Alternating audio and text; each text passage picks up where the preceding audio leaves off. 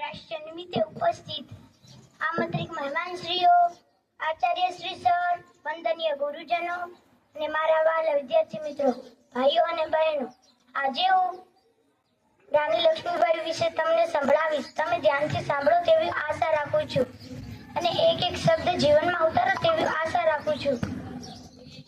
રાણી લક્ષ્મીબાઈનો જન્મ 16 નવેમ્બર 1835 વાસણીના ઉત્તર પ્રદેશમાં થયો હતો. ઝાંસીની રાણી 1857 બિલકુલ બહાદુર સેનાપતિ મહિલા યોદ્ધામાં તેમનો જન્મ મહારાષ્ટ્રના કરાડાના બ્રાહ્મણ જ્ઞાતિ મધ્ય વર્ગમાં થયો હતો. મોરોપંત પેશવના બીજા ભાઈ ચિમનજીની સેવામાં હોવાથી 1819માં વાસણીના કાશી ગયા. ત્યાં તેમના દક્કત પુત્ર નાના સાહેબ અને રાવા સાહેબ સાથે તેઓ ત્યાં ભાઈની જેમ રહી ઘોડેસવારી, તલવારબાજી, તીરંદાજી અને હાથી ઉપર સવારી તથા બંદૂકનો ઉપયોગ કરતા શીખવ્યા હતા. ઝાંસીના રાજા ગંગાધરરાવ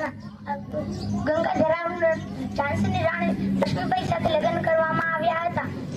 ઝાંસીની રાણી લક્ષ્મીબાઈના પિતાનું નામ મોરોપંત બલરામ તાંબે અને માતાનું નામ ભગીરથબાઈ હતું. તેમણે પોતાની દીકરીનું નામ મનુ પાડ્યું હતું. રાણી લક્ષ્મીબાઈના લગ્ન પછી તેઓ ઝાંસીની રાણી લક્ષ્મીબાઈ તરીકે ઓળખાયા. ઝાંસીની રાણી લક્ષ્મીબાઈએ એક પુત્રને જન્મ આપ્યો, જે 3 મહિના બાદ મરણ પામ્યો. તેમના પિતા ગંગાધરરાવે તેમના સંબંધી અશોકરાવના પુત્ર દક્કત વિધિ કરાવી તેનું નામ ગંગાધરરાવ રખાવ્યું.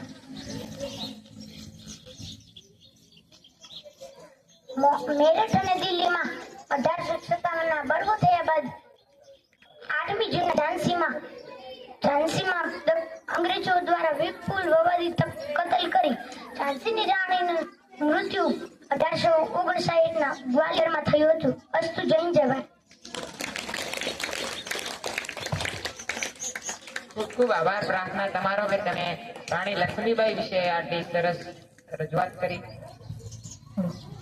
कतरा कतरा लहू का जिसम से बहता रहा, कतरा कतरा लहू का जिसम से बहता रहा, देश भक्ति की आन में आकर हर दर्द को वो सहता रहा.